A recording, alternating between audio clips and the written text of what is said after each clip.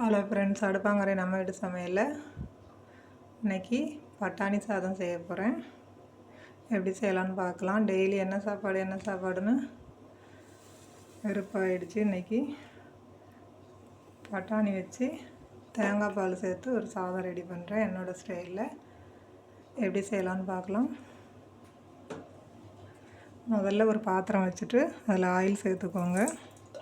விருப்பப்பட்டால் கொஞ்சம் நெய் சேர்த்துக்கோங்க.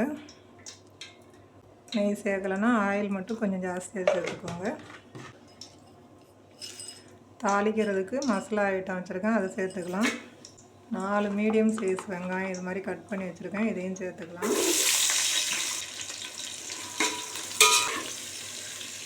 வெங்காயம் ஒரு கண்ணாடி பதம் அளவு வதங்கினா போதும்.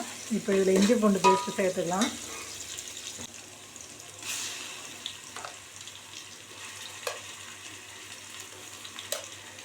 பட்டாணி சாதத்துக்கு மிளகாத்தூள் போடுறதில்ல, நான் பச்சை மிளகா ஒரு 5 பச்சை மிளகாய் இது மாதிரி கீறி வச்சுருக்கேன், இதையும் சேர்த்துக்கலாம்.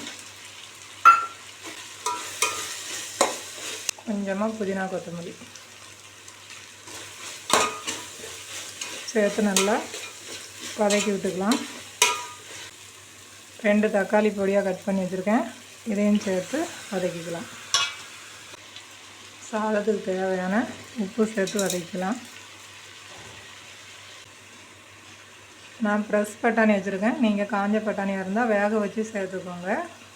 இப்போ தக்காளி வதங்கும் போதே இந்த பட்டாணியும் சேர்த்து வதக்கிக்கலாம்.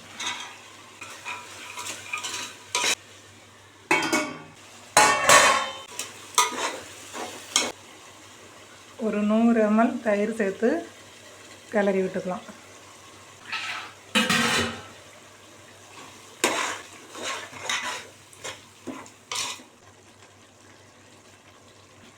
நான் இந்த கப்புக்கு 2 கப்பு அரிசி ஊற வச்சு வச்சுருக்கேன். இதுக்கு 2 கப்பு தண்ணியும் 1 கப்பு தேங்காய் பாலும் சேர்த்துக்க போகிறேன்.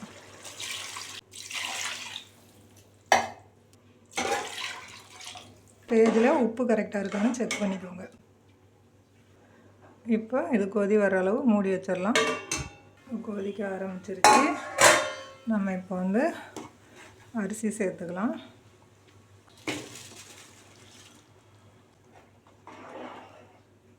இப்போ ஒரு 10 நிமிஷம் மூடி வச்சிடலாம்.